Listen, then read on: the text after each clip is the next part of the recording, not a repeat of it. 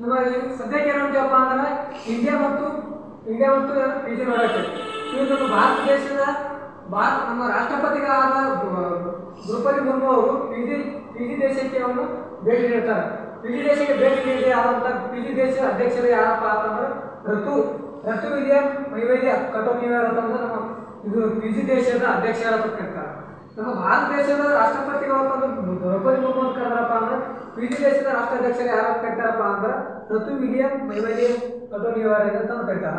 ನಮ್ಮ ಭಾರತ ದೇಶದ ಪ್ರಧಾನಮಂತ್ರಿಯನ್ನು ನರೇಂದ್ರ ಮೋದಿ ಕರೆದ್ರಪ್ಪ ಅಂದ್ರೆ ಪಿಜಿ ದೇಶದ ಪ್ರಧಾನಮಂತ್ರಿಯನ್ನು ಯಾರು ಕರೀತಾರಪ್ಪ ಅಂದ್ರೆ ಸಿತಿವೇಣಿ ರಮ್ಕಾ ಅಂತ ಕರೀತಾರೆ. ಇವರು ಭಾರತ ದೇಶದ ಇದು ರಾಷ್ಟ್ರಪತಿಯಾದ ದ್ರೌಪದಿ ಮುರ್ಮು ಅವರು ಪಿಜಿ ದೇಶದವ್ರು ಏನು ಮಾಡ್ತಾರಪ್ಪ ಅಂದ್ರೆ companion of the order of PG ಯಾವುದು companion of the order of PG ಏನು ಮಾಡ್ತಾರಪ್ಪ ಅಂದ್ರೆ ಒಂದು ಪ್ರಶಸ್ತಿಯನ್ನು ಕೊಡ್ತಾರೆ. ಯಾರಿಗೆ ಕೊಡ್ತಾರಪ್ಪ ನಮ್ಮ ಭಾರತ ದೇಶದ ರಾಷ್ಟ್ರಪತಿಯಾದ ದ್ರೌಪದಿ ಮುರ್ಮು ಅವರಿಗೆ ಯಾರು ಕೊಡ್ತಾರಪ್ಪ ಅಂದ್ರೆ companion of the order of the PG. ಮತ್ತು ಇವಾಗ ಇಷ್ಟೆಲ್ಲ ರಾಷ್ಟ್ರಪತಿಗಳ ಬಗ್ಗೆ ಏನಪ್ಪ ಅಂದ್ರೆ ರಾಷ್ಟ್ರಪತಿಗಳ ಬಗ್ಗೆ ನಾವು ಒಂದೆರಡು ಸ್ವಲ್ಪ ಮಾತಾಡೋಣ. ರಾಷ್ಟ್ರಪತಿ ಅಂದ್ರೆ ಯಾರಪ್ಪ ಅಂದ್ರೆ ನಮ್ಮ ರಾಷ್ಟ್ರದ ಮುಖ್ಯಸ್ಥರ ಅಂತ ಕರೀತಾರೆ. ರಾಷ್ಟ್ರದ ಮುಖ್ಯಸ್ಥರ ಅಂತ ಕರೀತಾರೆ. ರಾಷ್ಟ್ರಪತಿ ಹುದ್ದೆಯನ್ನು ಎಷ್ಟನೇ ವಿಧಿ ಪ್ರಕಾರಪ್ಪ ಅಂದ್ರೆ 52ನೇ ವಿಧಿ. 52ನೇ ವಿಧಿ ಏನು ಹೇಳ್ತಪ್ಪ ಅಂದ್ರೆ ಇದು ರಾಷ್ಟ್ರಪತಿ ಹುದ್ದೆಯನ್ನು ಆಯ್ಕೆ ಬಗ್ಗೆ ಹೇಳ್ತದೆ. ರಾಷ್ಟ್ರಪತಿ ಹುದ್ದೆದ ಆಯ್ಕೆ ಬಗ್ಗೆ ಹೇಳ್ತದಪ್ಪ ಅಂದ್ರೆ 53ನೇ ವಿಧಿ ಏನು ಹೇಳ್ತಪ್ಪ ಅಂದ್ರೆ 53ನೇ ವಿಧಿ ಹೇಳ್ತಪ್ಪ ರಾಷ್ಟ್ರಪತಿಯು ಯಾವಾಗಲೂ ದೇಶದ ಮುಖ್ಯಸ್ಥರಾಗಿರ್ತಾರೆ. ರಾಷ್ಟ್ರಪತಿ ಯಾವಾಗಲೂ ಒಕ್ಕೂಟದ ಮುಖ್ಯಸ್ಥರಾಗಿರ್ತಾರಪ್ಪ ಅಂದ್ರೆ ಒಕ್ಕೂಟದ ಮುಖ್ಯಸ್ಥರ ಅಂದ್ರೆ 53ನೇ ವಿಧಿ ಹೇಳ್ತದೆ. 54ನೇ ವಿಧಿ ಏನಾಗ್ತಪ್ಪ ಅಂದ್ರೆ ಅವರು ಚುನಾವಣೆ ಬಗ್ಗೆ ಹೇಳ್ತಾರೆ. ಇವ್ರು ಚುನಾವಣೆ ನಡೆಸಬೇಕಾದಾಗ 54ನೇ ವಿಧಿಯ ಚುನಾವಣೆ ನಡೆಸ್ಬೇಕಾರ ರಾಷ್ಟ್ರಪತಿಯವರು ಚುನಾವಣೆ ನಡೆಸ್ಬೇಕಾರ ಎಲ್ಲಿ ಚುನಾವಣೆ ನಡೆಸ್ತಾರಪ್ಪ ಅಂದ್ರೆ ಇವರು ಎಲ್ಲಿ ಚುನಾವಣೆ ನಡೆಸ್ತಾರಪ್ಪ ಅಂದ್ರೆ ಇಲೆಕ್ಟ್ರಿಕ್ ಕಾಲೇಜ್ ಒಳಗೆ ಚುನಾವಣೆ ನಡೆಸ್ತಾರೆ. ಯಾರ್ಯಾರು ಭಾಗಿ ಇವರು ಚುನಾವಣೆ ನಡೆಸುವಾಗ ಯಾರ್ಯಾರು ಭಾಗಿ ಮಾಡ್ತಾರಪ್ಪ ಅಂದ್ರೆ ಎರಡು ಸದನದ ಚುನಾಯಿತ ಸದಸ್ಯರುಗಳು. ಎರಡು ಸದನದ ಚುನಾಯಿತ ಸದಸ್ಯರು ಅಂದ್ರೆ ಯಾರ್ಯಾರು ಬರ್ತಾರಪ್ಪ ಅಂದ್ರೆ ಲೋಕಸಭೆ ಮತ್ತು ರಾಜ್ಯಸಭೆಗಳು. ಮತ್ತು ಎರಡು ಚುನಾಯಿತ ಸದಸ್ಯರು ಮತ್ತು ಇನ್ನೊಂದು ಯಾರು ಬರ್ತಾರಪ್ಪ ಅಂದ್ರೆ ವಿಧಾನಸಭೆ ಸದಸ್ಯರು ಮತ್ತು ದೆಹಲಿ ಮತ್ತು ಪಾಂಡಿಚೇರಿಯ ಸದಸ್ಯರು ಬರ್ತಾರೆ. ಇವರೆಲ್ಲ ಬಂದು ರಾಷ್ಟ್ರಪತಿಗಳು ಚುನಾವಣೆ ಮಾಡ್ತಾರೆ. ಇವ್ರ ಎಲಿಜಿಬಿಲಿಟಿ ಏನಪ್ಪ ರಾಷ್ಟ್ರಪತಿ ಎಲಿಜಿಬಲ್ ಎಷ್ಟಪ್ಪ ಅಂದ್ರೆ ಇವ್ರಿಗೆ 35ನೇ ವಿಧಿ. ಇದು 35 ವರ್ಷ ಆಗಿರ್ಬೇಕು ಇವರಿಗೆ ರಾಷ್ಟ್ರಪತಿಯವರಿಗೆ. ಎಷ್ಟು 35 ವರ್ಷ ಆಗಿರ್ಬೇಕು. 35 ವರ್ಷ ಆಗ್ಬೇಕಾದ್ರೆ ಎಷ್ಟನೇ ವಿಧಿ ಹೇಳ್ತಪ್ಪ ಅಂದ್ರೆ 58ನೇ ವಿಧಿ ಹೇಳ್ತದ. ಇವ್ರು 35 ವರ್ಷ ಆಗಿರ್ಬೇಕು. ಇವರು ರಾಷ್ಟ್ರಪತಿಯವರು ಯಾವುದೇ ಲಾಭದಾಯಕ ಹುದ್ದೆಯನ್ನು ಹೊಂದಿರಬಾರದು. ಕೇಂದ್ರ ಮತ್ತು ರಾಜ್ಯದಲ್ಲಿ ಯಾವುದೇ ಲಾಭದಾಯಕವನ್ನು ಹೊಂದಿರಬಾರದು ರಾಷ್ಟ್ರಪತಿಯವ್ರ ಬಗ್ಗೆ. ಮತ್ತು ರಾಷ್ಟ್ರಪತಿಯವ್ರ ಬಗ್ಗೆ ಮತ್ತೇನು ಹೇಳ್ಬೇಕಪ್ಪ ಅಂದ್ರೆ ರಾಷ್ಟ್ರಪತಿಯವ್ರ ಬಗ್ಗೆ ಮತ್ತೇನು ಹೇಳ್ಬೇಕಪ್ಪ ಅಂದ್ರೆ ಇವ್ರು ರಾಷ್ಟ್ರಪತಿಯವರು ಯಾರೇ ರಾಜೀನಾಮೆ ಕೊಡ್ತಾರ ರಾಷ್ಟ್ರಪತಿಯವರು ಯಾರಿಗೆ ಕೊಡ್ತಾರಪ್ಪ ಅಂದ್ರೆ ಉಪರಾಷ್ಟ್ರಪತಿ ರಾಜೀನಾಮೆ ಕೊಡ್ತಾರ. ಇವ್ರದ್ದು ವೇತನ ಎಷ್ಟು ಅದಪ್ಪ ಅಂದ್ರೆ 5 ಲಕ್ಷ. ಇವ್ರದ್ದು ವೇತನ ಅಂದ್ರೆ 5 ಲಕ್ಷ ರೂಪಾಯಿ ಇರ್ತದ. ಇವರು ರಾಷ್ಟ್ರಪತಿಯವರು ಮತ್ತೆ ರಾಷ್ಟ್ರಪತಿಯವರು ಇವ್ರದ್ದು ವೇತನ 5 ಲಕ್ಷ ಅದ ಅಂದ್ರೆ ರಾಷ್ಟ್ರಪತಿಯವರು ಯಾರಿಂದ ಪ್ರಮಾಣವಚನ ಬೋಧಿಸ್ತಾರೆ ಸುಪ್ರೀಂ ಕೋರ್ಟ್ನ ನ್ಯಾಯಾಧೀಶರಿಂದ ಪ್ರಮಾಣವಚನ ಸ್ವೀಕರಿಸ್ತಾರೆ. ಮತ್ತು ರಾಷ್ಟ್ರಪತಿಯವರು ಅಂದ್ರೆ ಇವರು ಎಷ್ಟು ರಾಷ್ಟ್ರಪತಿಯವರಲ್ಲ ಇವ್ರು ಎಷ್ಟು ಬೇಕಾದ ಸಲ ಆಯ್ಕೆ ಆಗ್ಬೋದು. ಆದರೆ ಇವರು ಎಷ್ಟು ಅವಧಿ ಎಷ್ಟು ಇರ್ತಪ್ಪ ಅಂದ್ರೆ ಇವ್ರದ್ದು 5 ವರ್ಷ ಇರ್ತದೆ. ಎಷ್ಟು ಬೇಕಾದ್ರೆ ಆಯ್ಕೆ ಆಗ್ಬೋದು. ಆದ್ರೆ 5 ವರ್ಷ ಇರ್ತದೆ ಇವರು ಆಯ್ಕೆನು. ಮತ್ತು ಇವರು ಇಲೆಕ್ಟ್ರಿಕ್ ಕಾಲೇಜಿನಲ್ಲಿ ಆಯ್ಕೆ ಇವರು ಚುನಾವಣೆಯಲ್ಲಿ ಇರ್ತಪ್ಪ ಅಂದ್ರೆ ಇಲೆಕ್ಟ್ರಿಕ್ ಕಾಲೇಜಿನಲ್ಲಿ ಆಯ್ಕೆ ಆಗುತ್ತಾರ.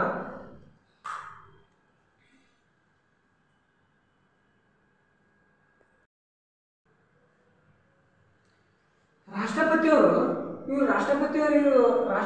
ಇವ್ರಿಗೆ ಎಷ್ಟು ಬೇಕಪ್ಪ ರಾಷ್ಟ್ರಪತಿಯವರು RBIನಲ್ಲಿ ಎಷ್ಟು ಇರಬೇಕಪ್ಪ ಅಂದ್ರೆ 15,000 ರೂಪಾಯಿಯನ್ನು RBIನಲ್ಲಿ ಠೇವಣಿ ಮಾಡ್ತಿರ್ಬೇಕು ರಾಷ್ಟ್ರಪತಿಯವರು ಇವ್ರು 50 ಜನ ಎಷ್ಟು ಇರಬೇಕಪ್ಪ ಅಂದ್ರೆ 50 ಜನ ಸೂಚಿಸ್ತಿರ್ಬೇಕು.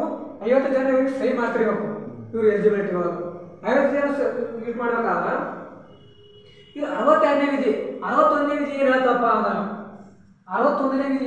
ಅಂದ್ರೆ ಇವರು ಅಂದ್ರೆ 61ನೇ ವಿಧಿ ಪ್ರಕಾರ ಇವ್ರು ತೆಗೆದು ಹಾಕಬೇಕು. ಯಾಕೆ ತೆಗೆದು ಹಾಕಬೇಕಪ್ಪ ಅಂದ್ರೆ ಸಂಸತ್ತು 2/3 ಸಂಸತ್ತು ಬೆಂಬಲ ಇರಬೇಕು. ಇವ್ರು ತೆಗೆದು ಹಾಕ್ಬೇಕಾದ್ರೆ ಇವು ಎಷ್ಟನೇ ವಿಧಿ ಪ್ರಕಾರಪ್ಪ ಅಂದ್ರೆ 61ನೇ ವಿಧಿ ಪ್ರಕಾರ. ಯಾವ ಇದು ಏನಂತ ಕೇಳ್ತಾರಪ್ಪ ಅಂದ್ರೆ 61ನೇ ವಿಧಿ ಪ್ರಕಾರ ಅಂದ್ರೆ 61ನೇ ವಿಧಿ ಪ್ರಕಾರ ಏನಂತಾರ? 61ನೇ ವಿಧಿ ಪವಿಚೇತನ ಅಂತ ಕರೀತಾರೆ. ಪವಿಚೇತನ ಅಂದ್ರೆ ಏನು? ಇವರನ್ನು ಅದಕ್ಕೆ ತೆಗೆದು ಹಾಕುದು ಮಹಾಭಿಯೋಗ ತತ್ವ. ಮಹಾಭಿಯೋಗ ಪರಿಚೇತನ ತಂದು ಎಷ್ಟನೇ ವಿಧಿ ಮಹಾಭಿಯೋಗ ವಿಧಿ ಪ್ರಕಾರ ಅಂದ್ರೆ 61ನೇ ವಿಧಿ ಪ್ರಕಾರ.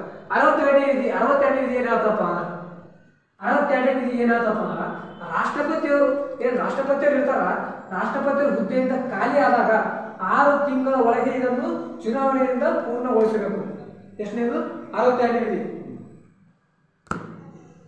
ಮತ್ತು ರಾಷ್ಟ್ರಪತಿಯವರು ಸುಪ್ರೀಂ ಕೋರ್ಟ್ನಿಂದ ನ್ಯಾಯಾಧೀಶರಿಂದ ಪ್ರಮಾಣವಚನ ಸ್ವೀಕರಿಸ್ತಾರ. ಅದು ಇದಾಗಿಂದ ಮತ್ತೆ ಏನು ಮಾಡ್ತಾರಪ್ಪ ಅಂದ್ರೆ ಇವರು ರಾಷ್ಟ್ರಪತಿಯವರು ಏನು ಮಾಡ್ತಾರಪ್ಪ ಅಂದ್ರೆ ಜಂಟಿ ಅಧಿವೇಶನ ಗೊತ್ತಲ್ಲ, ಜಂಟಿ ಅಧಿವೇಶನ ಕುರಿತು ಭಾಷಣ ಮಾಡಿಸ್ತಾರೆ. ಅಧ್ಯಕ್ಷರು ಯಾರು ಗೊತ್ತಪ್ಪ ಅಂದ್ರೆ ಸ್ಪೀಕರ್ ಅವರು ಅಧ್ಯಕ್ಷರು ವಹಿಸ್ಕೊಂಡಿರ್ತಾರೆ. ರಾಷ್ಟ್ರಪತಿಯವರು ಜಂಟಿ ಅಧಿವೇಶನ ಕುರಿತು ಭಾಷಣ ಮಾಡ್ತಾರೆ. ಭಾಷಣ ಮಾಡಿದ ಅಧ್ಯಕ್ಷರು ಏನು ಮಾಡ್ತಾರಪ್ಪ ಅಂದ್ರೆ ಇದು ಸ್ಪೀಕರ್ ಅಂತ ಅಧ್ಯಕ್ಷ ವಹಿಸ್ಕೊಂಡಿರ್ತಾರ. ಇವರು ರಾಷ್ಟ್ರಪತಿಯವರು ಇನ್ನೊಂದು ಯಾವಪ್ಪ ಅಂದ್ರೆ ಸುಗ್ರೀವಾಜ್ಞೆ. ರಾಷ್ಟ್ರಪತಿ ಸುಗ್ರೀವಾಜ್ಞೆ ಯಾವ್ದಪ್ಪ ಅಂದ್ರೆ ರಾಷ್ಟ್ರಪತಿ ಸುಗ್ರೀವಾಜ್ಞೆ 123ನೇ ವಿಧಿ ಏನು ಹೇಳ್ತಪ್ಪ ಅಂದ್ರೆ ರಾಷ್ಟ್ರಪತಿ ಸುಗ್ರೀವಾಜ್ಞೆ ಅಂತ ಹೇಳ್ತದೆ. 123 ರಾಷ್ಟ್ರಪತಿ ಸುಗ್ರೀವಾಜ್ಞೆ. ರಾಜ್ಯಪಾಲ ಸುಗ್ರೀವಾಜ್ಞೆ ಎಷ್ಟು? 213 ರಾಜ್ಯಪಾಲರ ಸುಗ್ರೀವಾಜ್ಞೆ ಅಂತ ಹೇಳ್ತದೆ. ಇದು ರಾಜ್ಯಪಾಲರ ಸುಗ್ರೀವಾಜ್ಞೆ. 54ನೇ ವಿಧಿ ಇವ್ರದ್ದು 54ನೇ ವಿಧಿ ಏನಂತಪ್ಪ ಅಂದ್ರೆ ಚುನಾವಣೆ ಬಗ್ಗೆ ಹೇಳ್ತದೆ. ಚುನಾವಣೆ ಬಗ್ಗೆ ಯಾರ್ಯಾರು ಇದು ಆಗ್ತಂತ ಹೇಳಿದ್ವಿ. ನೆಕ್ಸ್ಟ್ ಏನಂದ್ರೆ ನಮಗೆ ಪ್ರಶ್ನೆ ಏನು ಬಂದ್ರು 52ನೇ ವಿಧಿ ಏನು ಹೇಳ್ತಪ್ಪ ಅಂದ್ರೆ ರಾಷ್ಟ್ರಪತಿಯವರಿಗೆ ಹುದ್ದೆಗೆ ಅವಕಾಶ ಇರಬೇಕಂತ ಹೇಳ್ತದೆ. 53ನೇ ವಿಧಿ ಏನಾಗ್ತಪ್ಪ ಅಂದ್ರೆ 53 ವಿಧಿ ಏನಾಗ್ತದೆ? 53 ವಿಧಿ ಏನಾಗ್ತಪ್ಪ ಅಂದ್ರೆ ರಾಷ್ಟ್ರಪತಿಯವರು ಮುಖ್ಯಸ್ಥರು, ದೇಶದ ಮುಖ್ಯಸ್ಥರಾಗಿ ಕಾರ್ಯನಿರ್ವಹಿಸ್ತಾರೆ. 54ನೇ ವಿಧಿ ಏನಾಗ್ತಪ್ಪ ಅಂದ್ರೆ ಇವರು ರಾಷ್ಟ್ರಪತಿಯವರು ಚುನಾವಣೆ ಬಗ್ಗೆ ಹೇಳ್ತದೆ. ರಾಷ್ಟ್ರಪತಿಯವರು ಚುನಾವಣೆ ಬರ್ತದೆ. 55ನೇ ವಿಧಿ 55ನೇ ವಿಧಿ ಏನಾಗ್ತದೆ? ಇವರು ರಾಷ್ಟ್ರಪತಿಯವರು ಆಯ್ಕೆ ಮಾಡೋದು, ಚುನಾವಣೆಗೆ ಆಯ್ಕೆ ಮಾಡೋದು ಯಾವ ಥರ ಆಯ್ಕೆ ಮಾಡುವ ವಿಧಾನ, ಆಯ್ಕೆ ವಿಧಾನ ಅಂತ ಹೇಳ್ತದೆ. ಇನ್ನೊಂದು ಯಾವುದಪ್ಪ ಅಂದ್ರೆ 56ನೇ ವಿಧಿ ಏನಪ್ಪ ಅಂದ್ರೆ ಇವ್ರ ಅಧಿಕಾರಾವಧಿ ಎಷ್ಟಪ್ಪ ಅಂದ್ರೆ 5 ವರ್ಷ ಇರಬೇಕು. ಇದು 56ನೇ ವಿಧಿ ಏನಂತ ಇವು ಅಧಿಕಾರಾವಧಿ 5 ವರ್ಷ ಇರಬೇಕಂತ ಹೇಳ್ತದೆ. 57ನೇ ವಿಧಿ ಏನಾಗ್ತಪ್ಪ ಅಂದ್ರೆ ಇವರು ಮರುಚುನಾವಣೆ ಮಾಡ್ಬೇಕು. ಯಾಕಪ್ಪ ಅಂದ್ರೆ ರಾಷ್ಟ್ರಪತಿಯವರು ಎಷ್ಟು ಬೇಕಷ್ಟು ಆಯ್ಕೆ ಆಗ್ಬೋದು. ಇವರು 35 ವಯಸ್ಸು ಐತಪ್ಪ ಅಂದ್ರೆ ಇವ್ರು ಎಷ್ಟು ಬೇಕಷ್ಟಲ್ಲ ಆಯ್ಕೆ ಆಗ್ಬೋದಲ್ಲ. ಅದಕ್ಕೆ ಇದು 57ನೇ ವಿಧಿ ಏನಾಗ್ತಪ್ಪ ಅಂದ್ರೆ ಮರು ಚುನಾವಣೆ ಬಗ್ಗೆ ಆಗ್ತದೆ. 58ನೇ ವಿಧಿ ಏನಾಗ್ತಪ್ಪ ಅಂದ್ರೆ ಇವರು ಎಲೆಕ್ಷನ್ಗೆ 58ನೇ ವಿಧಿ ಏನಾಗ್ತಪ್ಪ ಅಂದ್ರೆ 58ನೇ ವಿಧಿ ಏನಪ್ಪ ಅಂತಂದ್ರೆ ಇವ್ರು ಎಲಿಜಿಬಿಲಿಟಿ ಆಗ್ತದೆ. ಇವರಿಗೆ 58ನೇ ವಿಧಿ ಇವ್ರಿಗೆ 35 ವರ್ಷ ಇರಲೇಬೇಕು, ಕಡ್ಡಾಯವಾಗಿ ಇರಲೇಬೇಕಂತಂದು ಏನಾಗ್ತಪ್ಪ ಅಂದ್ರೆ 58ನೇ ವಿಧಿ ಆಗ್ತಪ್ಪ. 58ನೇ ವಿಧಿ 59ನೇ ವಿಧಿ ಏನಾಗ್ತಪ್ಪ ಅಂದ್ರೆ ಇವರು ಷರತ್ತುಗಳ ಬಗ್ಗೆ ಆಗ್ತದೆ. 59ನೇ ವಿಧಿ ಏನಪ್ಪ ಇವರು ಕೆಲವೊಂದು ಷರತ್ತುಗಳು ಅದಾವ. 59ನೇ ವಿಧಿ ಆಗ್ತದೆ. 60ನೇ ವಿಧಿ ಏನಾಗ್ತಪ್ಪ ಅಂದ್ರೆ 60ನೇ ವಿಧಿ ಏನಾಗ್ತಪ್ಪ ಅಂದ್ರೆ ಇವ್ರು ಪ್ರಮಾಣ ವಚನ ಸ್ವೀಕರಿಸಬೇಕು. ಇವ್ರು 60ನೇ ವಿಧಿ ಏನಪ್ಪ ಅಂದ್ರೆ ಪ್ರಮಾಣ ವಚನ ಹೇಳ್ತದ. ಮತ್ತೆ ಏನಾಗ್ತಪ್ಪ ಅಂದ್ರೆ 61ನೇ ವಿಧಿ ಏನಾಗ್ತಪ್ಪ ಅಂದ್ರೆ 61ನೇ ವಿಧಿ ಏನಾಗ್ತದೆ? 61ನೇ ವಿಧಿ ಏನಾಗ್ತಪ್ಪ ಅಂದ್ರೆ ಇದು 61ನೇ ವಿಧಿ ಇದು ದೋಷಾರೋಪಣೆಗಳನ್ನು ಅಂದ್ರೆ ಇಂಪೀಚ್ಮೆಂಟ್ ಅಥವಾ ಇವರು ಇಂಪೀಚ್ಮೆಂಟ್ ಅಂದ್ರೆ ಕನ್ನಡ ಏನಂತ ಇನ್ನೇ ಹೇಳಿದಲ್ಲ ಮಹಾಭಿಯೋಗದಿಂದ ಇವರನ್ನು 61ನೇ ವಿಧಿ ತೆಗೆದಾಕೋದು. 62ನೇ ವಿಧಿ ಏನಾಗ್ತಪ್ಪ ಅಂದ್ರೆ 62ನೇ ವಿಧಿ ಅಂತಂದ್ರೆ ರಾಷ್ಟ್ರಪತಿ ಹುದ್ದೆಯನ್ನು ಖಾಲಿದ್ದಲ್ಲಿ 6 ತಿಂಗಳ ಒಳಗೆ ಇವರನ್ನು ಪೂರ್ಣಗೊಳಿಸಬೇಕಂತ 62ನೇ ವಿಧಿ ಹೇಳ್ತಪ್ಪ. 63ನೇ ವಿಧಿ ಏನು ಹೇಳ್ತಪ್ಪ ಅಂದ್ರೆ ರಾಷ್ಟ್ರಪತಿ ಹುದ್ದೆಗೆ ಅವಕಾಶ ಕೊಡ್ತದೆ. 63ನೇ ವಿಧಿ ಇದು ವಿಂಬಲ್ಡನ್ 2024 ಚಾಂಪಿಯನ್ಶಿಪ್ ಯಾಕೆ ಗೆದ್ದಾರಪ್ಪ ಅಂತಂದ್ರೆ ಇದು ಎಷ್ಟನೇ ಆವೃತ್ತಿ ಆದಪ್ಪ ಅಂದ್ರೆ 137ನೇ ಆವೃತ್ತಿ ಆದಪ್ಪ ಅಂದ್ರೆ ಯಾವ್ದಪ್ಪ ಅಂದ್ರೆ ವಿಂಬಲ್ಡನ್ 2024 ಚಾಂಪಿಯನ್ಶಿಪ್ನಲ್ಲಿ ಎಷ್ಟನೇ ಅವಧಿಯಪ್ಪ ಅಂದ್ರೆ 137 ಅವಧಿ ಒಳಗೆ 2023 ಒಳಗೆ ಈ ಪುರುಷ ಸಿಂಗಲ್ಸ್ ಚಾಂಪಿಯನ್ಶಿಪ್ ಯಾರು ಗೆದ್ದಾರಪ್ಪ 2023 ಒಳಗೆ 2023 ಒಳಗೆ ಯಾರು ಗೆದ್ದಪ್ಪ ನೋವಾಕ್ ಜಾಕೋವ್ ಅವರು ಇವ್ರು ಗೆದ್ದಿದ್ರು. ಈ ಸದ್ಯಕ್ಕೆ 2024 ಒಳಗೆ 2024 ಯಾವ ತಿಂಗಳಪ್ಪ ಅಂದ್ರೆ ಆಗಸ್ಟ್ ತಿಂಗಳೊಳಗೆ ಯಾವ್ದು ನಡೀತಪ್ಪ ಅಂದ್ರೆ ಪುರುಷ ಸಿಂಗಲ್ಸ್ ಚಾಂಪಿಯನ್ಶಿಪ್ ಒಳಗೆ ಯಾರು ಗೆದ್ದಾರಪ್ಪ ಅಂದ್ರೆ ಕಾರ್ಲೋಸ್ ಅಲ್ಕರಾಜ್ ಅವರು ವಿಜೇತರಾದರು. ಯಾರು ಕಾರ್ಲೋಸ್ ಅಲ್ಕರಾಜ್ ಅವರು ವಿಜೇತರಾದರು. ಎಷ್ಟಪ್ಪ ಅಂದ್ರೆ ಇವರು ವಿಜೇತರಾದ ಇವರು ಅಮೌಂಟ್ ಎಷ್ಟಪ್ಪ ಅಂದ್ರೆ 28.64 ಕೋಟಿ ರೂಪಾಯಿ ಏನಪ್ಪ ಅಂದ್ರೆ ಇವರು ವಿಜೇತರಾದವರಿಗೆ ಕೊಡ್ತಾರಪ್ಪ. ಯಾವುದು ವಿಂಬಲ್ಡನ್ ಸಿಂಗಲ್ ಪುರುಷ ಸಿಂಗಲ್ಸ್ ಚಾಂಪಿಯನ್ಶಿಪ್ ಅಂತಂದು ಕರೀತಾರೆ. ಇದು ಮಹಿಳಾ ಸಿಂಗಲ್ಸ್ ಚಾಂಪಿಯನ್ಶಿಪ್ ಅಂದ್ರೆ ಯಾರು ಮಹಿಳಾ ಸಿಂಗಲ್ ಅಂದ್ರೆ ಇವ್ರು ಯಾರಪ್ಪ ಅಂದ್ರೆ ಕಾರ್ಲೋಸ್ ಅಲ್ಕರಾಜ್ ವಿಜೇತರು. ಇವರು ಯಾವ ದೇಶದವರಪ್ಪ ಅಂದ್ರೆ ಇವರು ಸರಿಯಾನ ಅಲ್ಲ, ಇವರು ಯಾವ ದೇಶದಪ್ಪ ಅಂದ್ರೆ ಸ್ಪೇನ್ ದೇಶದವ್ರು. ಇವರು ಯಾವುದು ಸ್ಪೇನ್ ದೇಶದವ್ರು. ಇವರು ಸ್ಪೇನ್ ಕಾರ್ಲೋಸ್ ಅಲ್ಕರಾಜ್ ವಿಜೇತರು. ಇವರು ಸ್ಪೇನ್ ದೇಶದವರಾದ ನೋವಾಕ್ ಜೋಕೋವ್ ಅವರು ಇವರು ಸೋತಿದ್ದಾರೆ. ಇವರು ರನ್ನರ್ ಆದರು. ಇವರು ಗೆದ್ದವರಪ್ಪ ಕಾರ್ಲೋಸ್. ಮಹಿಳಾ ಸಿಂಗಲ್ ಚಾಂಪಿಯನ್ಶಿಪ್ನಲ್ಲಿ ಗೆದ್ದವರಪ್ಪ ಅಂದ್ರೆ ಜೆಕ್ ಆಟಗಾರ್ತಿಯಾದ ಬಾರ್ಬೋರಾ ಕ್ರಿಜಿಕೋವಾ. ಇವ್ರು ಏನು ಮಾಡ್ತಾರಪ್ಪ ಅಂದ್ರೆ ಈ ಚಾಂಪಿಯನ್ಶಿಪ್ ಅಲ್ಲಿ ಮಹಿಳಾ ಸಿಂಗಲ್ ಚಾಂಪಿಯನ್ ಇವ್ರು ಗೆದ್ದರು. ಈಗ ನಮ್ದು ನೆಕ್ಸ್ಟ್ ಏನಪ್ಪಾ ಅಂದ್ರೆ ವಿಶ್ವ ಪರಂಪರೆಯ ಸಮಿತಿ ಎಷ್ಟೇನಪ್ಪ ಅಂದ್ರೆ ಈಗ 46ನೇ ಇರ್ತದೆ. ಯುನೆಸ್ಕೋ ಪರಂಪರೆ ಕರೀತಾರೆ. ಯುನೆಸ್ಕೋ ಎಷ್ಟೇ 46ನೇ ನಡೀತಪ್ಪ ಅಂದ್ರೆ ನಮ್ಮ ಭಾರತ ದೇಶದಲ್ಲಿ ನವದೆಹಲಿಯಲ್ಲಿ ನಡೀತದೆ. 47ನೇ ನಡೀತಪ್ಪ ಅಂದ್ರೆ ಬಲ್ಗೇರಿಯಾದಲ್ಲಿ ನಡೆಯೋದು 47. ಈಗ ವಿಶ್ವ ಪಾರಂಪರಿಕ ಸಮಿತಿ ನಮ್ಮ ಇಂಡಿಯಾದ ಎಷ್ಟದಪ್ಪ ಅಂದ್ರೆ 43. ಇದೇ 43ನೇ ಏನು ಸಿಕ್ಕದಪ್ಪ ಅಂದ್ರೆ ಆಸಾಮ್ ಯಾವ್ದು ಆಸಾಮ್ನಾಗ ಏನು ಕರಿತಾರಪ್ಪ ಅಂದ್ರೆ ಆಸಾಮ್ದ ಯಾವ ಸಿಕ್ಕದಪ್ಪ ಅಂದ್ರೆ ಮೊಯ್ಡಮ್ ಅಂತ ಕರಿತಾರೆ. ಮೊಯ್ಡಮ್ ಅಂದ್ರೆ ಏನು? ಮೊಯ್ಡಮ್ ಅಂದ್ರೆ ಒಂದು ಸಮಾಧಿ ಸ್ಥಳ. ಅದು ಅಂದ್ರೆ ಹಿಂದಿನ ರಾಜ್ಯಗಳು ಏನಪ್ಪ ಅಂದ್ರೆ ಒಂಥರ ಗುಡ್ಡಗಾಳವಾಗಿ ಈ ಥರ ಗುಡ್ಡ ಇರ್ತದ. ಇದಂತ ಒಂದು ಸಮಾಧಿ ಸ್ಥಳ. ಇದು ಯಾವಾಗ ಕರೀದಪ್ಪ ಅಂದ್ರೆ ಇದು ಮೊಯ್ಡಮ್ ಅಂತ ಕರಿತಾರೆ. ಯಾವ್ದು ಆಸಾಮ್ನೊಳಗೆ.